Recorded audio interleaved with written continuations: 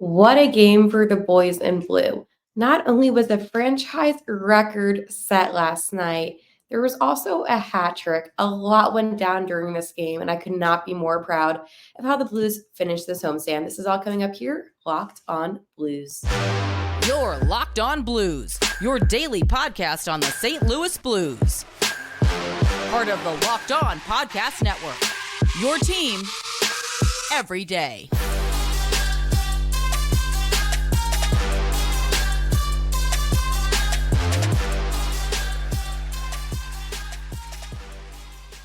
Hello, welcome back to Locked on Blues. I am your host of Locked on Blues, Haley Taylor Simon, talking to you all things about our St. Louis Blues. So last night's game, obviously a lot happened. And the reason why I say last night, I woke up super early to do the podcast today because I'm not going to lie to you, I fell asleep during like the last minute of play. And when I woke up, I was like, oh my gosh, it's early. So here I am. So here's the post-game show. I'm sure none of you are up right now by the time I am recording. But I'm going to talk about the victory that the Blues had against the Islanders. And oh my gosh, I even forgot to mention it was a shutout win too for Jordan Binnington. A lot happened. I'm going to talk about basically the road trip plus this game's recap. So what do I mean by the road trip? They were obviously at home for the last 4 games. Before they're at home, what happened, and then of course we're going to look ahead. So a lot to talk about on today's episode. The reason why I am mentioning the Blues' road trip and the road trip basically what led up to this homestand is because they played some of their best hockey on that road trip. And I think that when they're on the road, they play pretty good. So a lot to talk about in that instance. But I want to get into last night's game because last night's game was beautiful. That first period, maybe not so much. I'm not going to lie. I was a little underwhelmed in that first period of play. I didn't really see much happening on the ice, but it's okay because that second period is when the magic happened. And I could not express to you how cool it was to watch that second period. Because if you did not watch that second period, then you really need to go back and rewatch it because it was beautiful. That 20 minutes of hockey accumulated to some of the best hockey I think I've seen from St. Louis all season. And it's because of getting 3 goals in 32 seconds.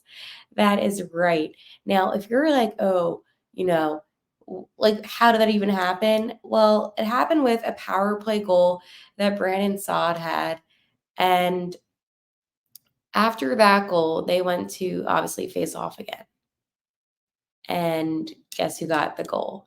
Well, Pavel Buchnevich. Okay.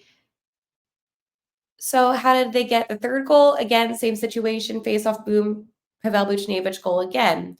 And then in the third period, and it's funny because I wasn't expecting there to be an empty net at this point, but there was about 9 minutes into the third period. So you have half of the third period remaining, and Bushi was able to get an empty netter, giving the Blues a 4-0 victory.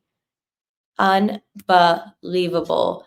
And Jordan Binnington, he was able to stop all 38 of the shots on goal by the New York Islanders. So obviously 38 saves, beautiful for Binnington.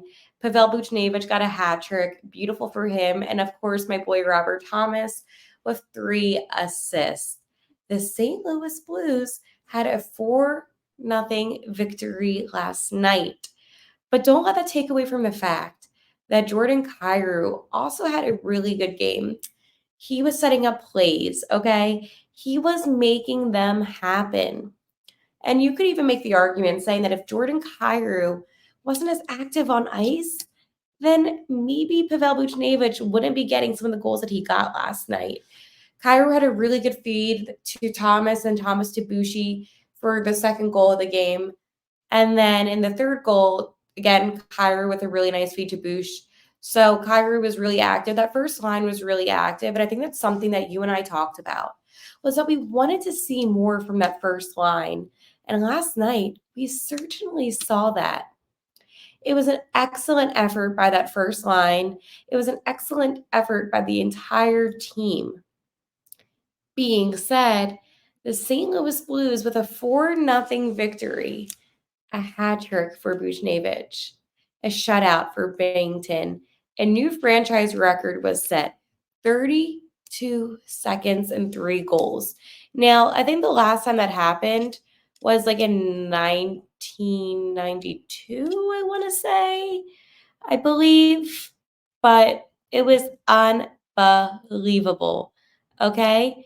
So Bennington now has had 137 career saves, moving him into a tie with Curtis Josephs for the third on franchise wins list.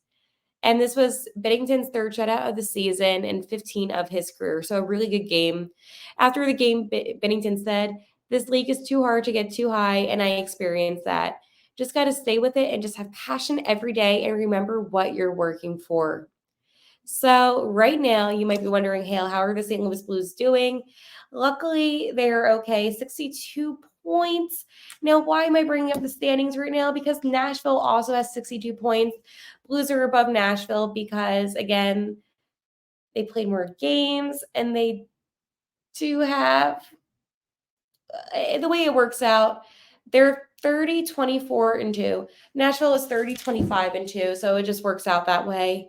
But the Blues need to continue on winning, okay? Because right now, it is getting to that point in the season where every single win matters at this point, which we obviously know, but they cannot afford to lose, okay?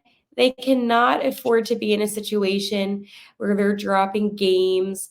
And right now, they need to continue this winning. I mean, sure, was it a good homestand?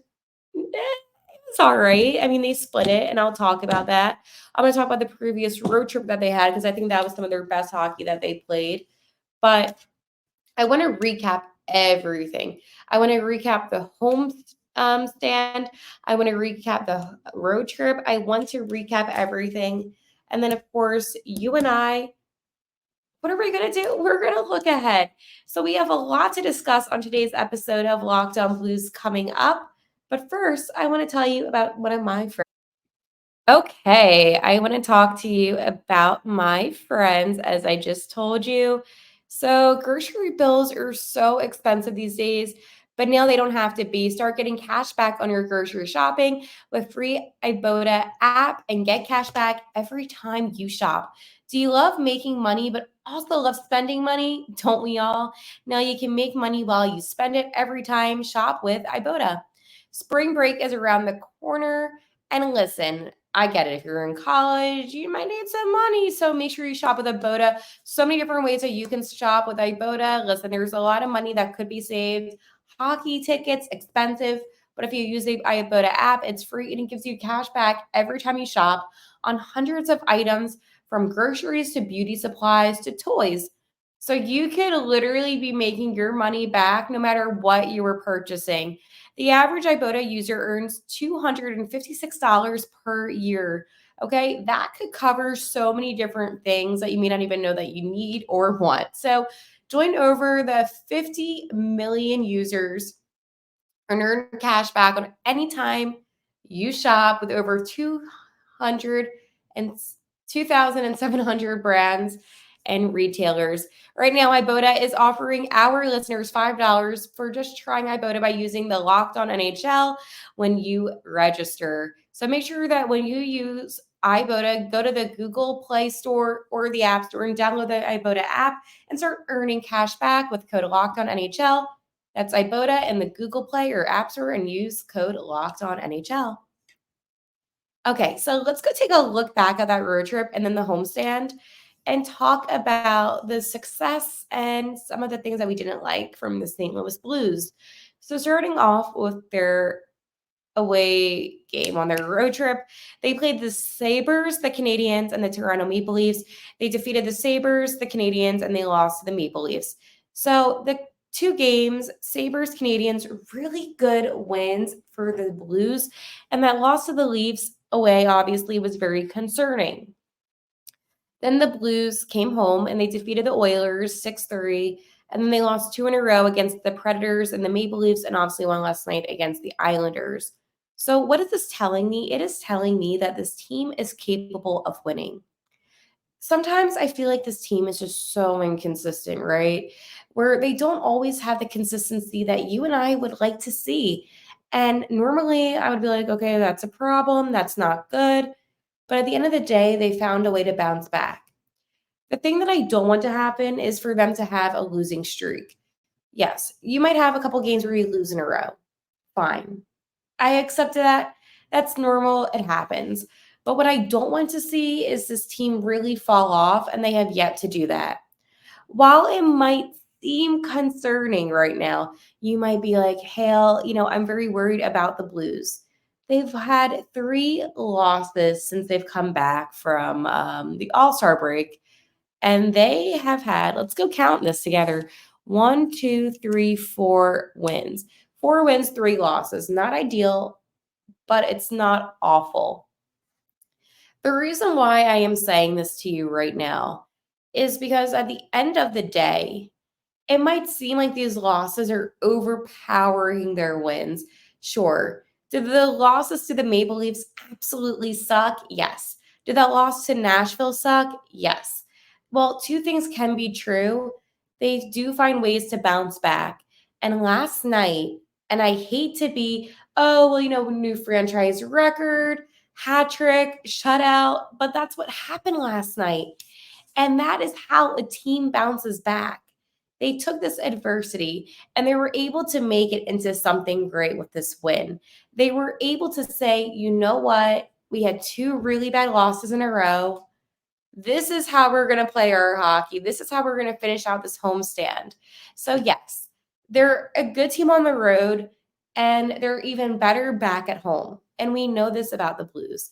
But I think that when you look at that road trip, right, and you take away that loss from the Maple Leafs, and you look at the 2 games against the Sabres and the Canadiens, those were really good wins. I even said this in a couple episodes ago, some of the best wins on the road. So why am I rehashing this road trip, right? Shouldn't I be wanting to talk about the homestand? Well, yes. But when I am looking at this team and knowing that they're going to be going back on the road, I want to look at that road trip and see how they did, because that's important right now. They're in a situation with the Nashville Predators where they can't afford to lose. Nashville, they're right there. They can catch up. And that's not good if that happens. And that's just the truth. But here's the thing, right? When you think about the win against the Canadiens, most importantly, you cannot tell me that wasn't an exciting win. And that win, kind of in that game and how they played, was kind of how they played last night in a very coincidental way. And I saw a lot of similarities on the ice last night between last night's game and the Canadiens game, where they just had absolute dominance immediately. And when a team is able to have that kind of dominance right off the bat, then you kind of know the outcome of the game already. I mean, they really just went hard. They didn't really give up in any way. There was no sign of weakness. And with how they played last night, it should excite you, because now I am seeing something about this team. I am seeing a team that's able to really identify themselves as a competitive team. And I know we've talked about this. Oh, do they want to be in the playoffs? Do they not want to be in the playoffs? Right now, they're in a good spot. I mean, obviously, they need to keep on winning, and they really need to make sure that they get the job done. But on the other hand, right now, I can't complain. Okay? There is not a lot to complain about right now with this team. This team is competitive. They're fun. They're getting the job done. It's like a little bit of a rhyme going on here. But in all seriousness, you look at that road trip and you look how they played last night, and those 2 games, Sabres, Canadiens, kind of what we saw on the ice, except this time, franchise record, shutout, and hat trick.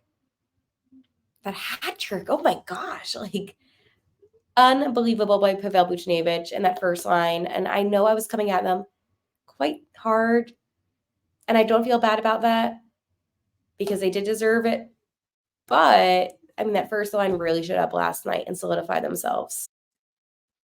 All right, now I'm gonna tell you about my friends over at eBay Motors. Passion, drive, and patience. What brings home the winning trophy is also what keeps your ride or die alive. eBay Motors has everything you need to maintain your vehicle and level it up to peak performance, from superchargers, roof racks, exhaust kits, LED headlights, and more. Whether you're into speed, power, or style, eBay Motors has got you covered. With over 122 million parts for your number one ride or die, you'll always find exactly what you're looking for. And with eBay Guaranteed Fit, your part is guaranteed to fit your ride every time or your money back. Because with eBay Motors, you're burning rubber, not cash. With all the parts you need at the prices you want, it's easy to turn your car into the MVP and bring home that win. Keep your ride or die alive at ebaymotors.com. Eligible items only, exclusions apply, eBay Guaranteed Fit only, available to U.S. customers.